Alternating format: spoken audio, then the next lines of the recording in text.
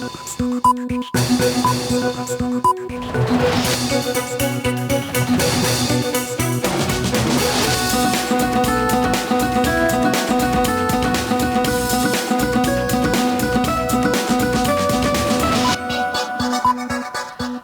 মাছরাঙা সংবাদে, আপনাদের সঙ্গে আছি আমি নাবিলা ফেরদৌস। প্রথমেই ইরান প্রসঙ্গ। ইরানের 3টি পারমাণবিক স্থাপনায় বিমান হামলা চালিয়েছে যুক্তরাষ্ট্র। হামলার পর জাতির উদ্দেশ্যে ভাষণে মার্কিন প্রেসিডেন্ট ডোনাল্ড ট্রাম্প এই হামলাকে অসাধারণ সামরিক সাফল্য হিসেবে উল্লেখ করেছেন। তবে ইরানের কর্মকর্তারা বলেছেন, হামলা চালানো স্থাপনাগুলো থেকে আগেই পারমাণবিক উপকরণ সরিয়ে নেওয়া হয়েছিল। স্থানীয় সময় শনিবার রাতে ইরানের ফর্দো, নাতাঞ্জ আর ইস্পাহান এই 3টি পারমাণবিক স্থাপনায় যুক্তরাষ্ট্র হামলা করেছে। হামলার খবরটি নিশ্চিত করেছেন দেশটির প্রেসিডেন্ট ডোনাল্ড ট্রাম্প। মার্কিন বোমারু বিমান দিয়ে হামলা চালানোর পর রাত 10টায় হোয়াইট হাউস থেকে জাতির উদ্দেশ্যে ভাষণ দেন ট্রাম্প। এ সময় ইরানের হামলাকে অসাধারণ সামরিক সাফল্য বলেন তিনি। ইরানকে এখনই শান্তি স্থাপন করতে হবে। যদি দেশটি তা না করে তাহলে ভবিষ্যতে আরো বড় হামলা হবে বলে হুঁশিয়ারি দেন Trump. Our objective was the destruction of Iran's nuclear enrichment capacity and a stop to the nuclear threat posed by the world's #1 state sponsor of terror.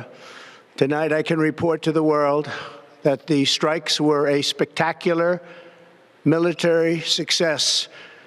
Iran's key nuclear enrichment facilities have been completely and totally obliterated. অত্যাধুনিক B-2 stealth বোমারু ব্যবহার করে ইরানের Fordow পরমাণু কেন্দ্রে হামলা চালানো হয়। মাটির 262 ফুট গভীরে থাকা পরমাণু কেন্দ্রটিতে হামলা চালাতে 30,000 পাউন্ডের বাংকার বাস্টার বোমার প্রয়োজন ছিল, যা শুধু B-2 বোমারু বিমানেরই ছোড়ার ক্ষমতা আছে। সফলভাবে হামলা চালিয়ে বিমানগুলো নিরাপদে ইরানের আকাশসীমা ছেড়ে গেছে বলে জানিয়েছেন ট্রাম্প। হামলা চালানোয় ট্রাম্পকে ধন্যবাদ জানিয়েছেন ইসরায়েলের প্রধানমন্ত্রী বেনিয়ামিন নেতানিয়াহু। তবে ইরানের কর্মকর্তারা বলেছেন, হামলা চালানো স্থাপনাগুলো থেকে আগেই পারমাণবিক উপকরণ সরিয়ে নেওয়া হয়েছিল।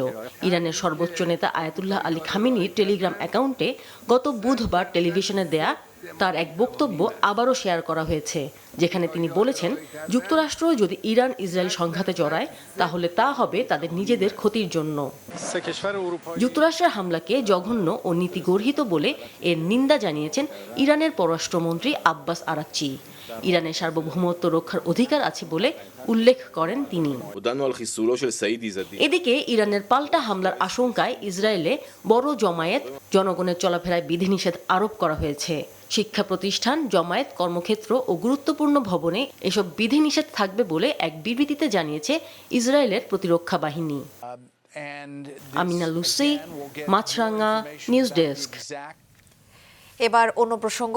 রাজনৈতিক দলগুলোকে সংস্কার প্রশ্নে আরও একটু ছাড় দেওয়ার মানসিকতায় আলোচনায় আসার আহ্বান জানিয়েছেন জাতীয় ঐক্যমত্য কমিশনের সহসভাপতি ডক্টর আলী রিয়াজ। সকালে রাজধানীর ফরেন সার্ভিস একাডেমির দোয়েল হলে রাজনৈতিক দলগুলোর সঙ্গে জাতীয় ঐক্যমত্য কমিশনের দ্বিতীয় ধাপের 5ম দিনের আলোচনায় তিনি এই আহ্বান জানান। আজকের আলোচ্যসূচি হিসেবে কোনো বিষয় নির্ধারিত নেই, তবে গত 3টি সংলাপের অমীমাংসিত বিষয় নিয়ে আলোচনা হবে। সভার শুরুতেই কমিশনের সহসভাপতি অধ্যাপক ডক্টর আলী রিয়াজ বলেন, দলগুলো যেন দলের নীতি নির্ধারণী পর্যায়ে আলোচনা করে বেশ কিছু বিষয়ে সিদ্ধান্ত নিতে পারে, সেজন্য আগামী 2 দিন সভা মুলতবি করে পরে সিদ্ধান্ত সহ বুধবার আবার আলোচনা হবে। আগামী সপ্তাহে উচ্চ কক্ষ নিয়ে আবার আলোচনা হবে। আবাসন সুবিধা নিয়ে আন্দোলন ঘিরে ঢাকা মেডিকেল কলেজ অনির্দিষ্টকালের জন্য বন্ধ ঘোষণা করা হয়েছে। আজ দুপুর 12টার মধ্যে শিক্ষার্থীদের হল ছাড়ার নির্দেশ দেয় কলেজ কর্তৃপক্ষ, কিন্তু আন্দোলনকারীরা সেই নির্দেশ প্রত্যাখ্যান করেছে। ঢাকা মেডিকেল কলেজ প্রাঙ্গণ থেকে সেখানকার সবশেষ পরিস্থিতি সরাসরি জানাচ্ছেন সিনিয়র রিপোর্টার আনোয়ার হোসেন। আনোয়ার, এখন পরিস্থিতি কেমন দেখছেন?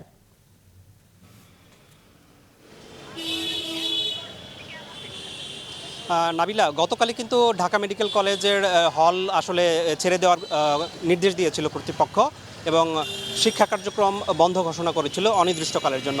কিন্তু যারা আন্দোলন করছিলেন, অর্থাৎ হলের দাবিতে, যাদের হলগুলো এখন দুর্দশাগ্রস্ত হয়ে গেছে, ভগ্নদশা হয়ে গেছে, যেই হলে থাকাটা ঝুঁকিপূর্ণ, এই কারণ দেখিয়ে শিক্ষার্থীরা বেশ কিছুদিন ধরেই আন্দোলন করছিলেন।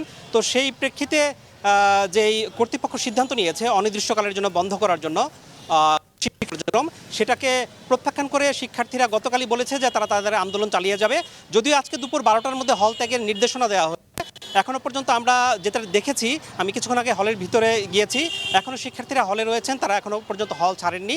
তারা বলছেন যেই দাবির কথা ওনারা বলছেন, এর আগেও এই দাবি ওনারা উপস্থাপন করেছেন, কর্তৃপক্ষ দাবি পূরণের আশ্বাস দিয়েছিলেন, কিন্তু পরবর্তীতে আশ্বাস তারা আর মানেনি। এ কারণে বর্তমানে তারা যে আন্দোলন করছেন শিক্ষার্থীরা, সেই আন্দোলন পাঁচ দফা দাবির আন্দোলন, সেই দাবির দৃশ্যমান অগ্রগতি না হওয়া পর্যন্ত ওনারা যেটা বলছেন যে ওনারা হল ছাড়বেন না এবং ওনাদের এই আন্দোলন কর্মসূচি ওনারা চালিয়ে যাবেন। তো এখনো পর্যন্ত ওনারা আজকের কার্যক্রম বা সামনে কি করবেন সেটা নিয়ে সংবাদ সম্মেলন করেননি। তবে শিক্ষার্থীরা বলছেন যে ওনারা পরিস্থিতি পর্যবেক্ষণ করছেন, করে ওনারা গণমাধ্যমকে পরবর্তীতে সংবাদ সম্মেলন করে তাদের পরবর্তী কর্মসূচি জানাবেন। আরও আপনাকে ধন্যবাদ।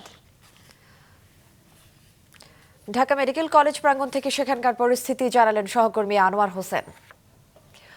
18তম শিক্ষক নিবন্ধন পরীক্ষার ভাইভার ফলাফলে বৈষম্য ও স্বেচ্ছাচারিতার অভিযোগ তুলে ফল পুনর্বিবেচনার দাবিতে জাতীয় প্রেস ক্লাবের সামনে অবস্থান নিয়েছে চাকরি প্রত্যাশীরা।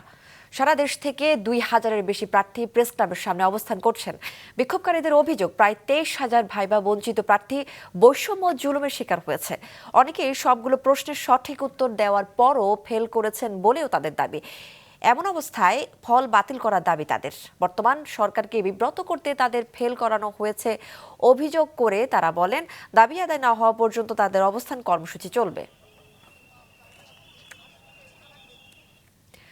নির্বাচনে অনিয়মের অভিযোগে সাবেক প্রধানমন্ত্রী শেখ হাসিনা, ভোট পরিচালনাকারী সাবেক 3 প্রধান নির্বাচন কমিশনার, 12 জন নির্বাচন কমিশনার এবং 3 ইসি সচিবের নাম উল্লেখ করে মামলা করেছে বিএনপি।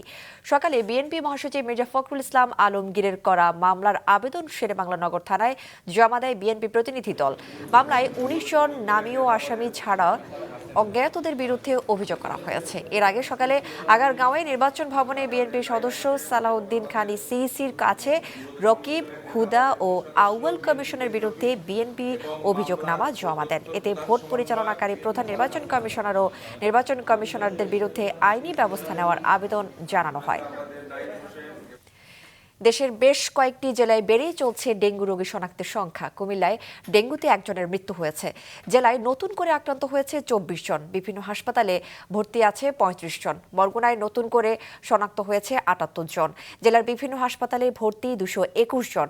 7 দিনের অনুসন্ধান শেষে আইইডিসিআর বলছে, সুপেয় পানি না থাকায় রান্না এবং খাওয়ার জন্য ড্রাম বা মটকায় যে বৃষ্টির পানি ধরে রাখা হয়, সেখানে ব্যাপকভাবে এডিস মশার লার্ভার জন্ম হচ্ছে। চট্টগ্রামে নতুন করে ডেঙ্গু শনাক্ত হয়েছে আরও 6 জনের। চলতি মাসে ডেঙ্গু আক্রান্ত হয়েছে 87 জন।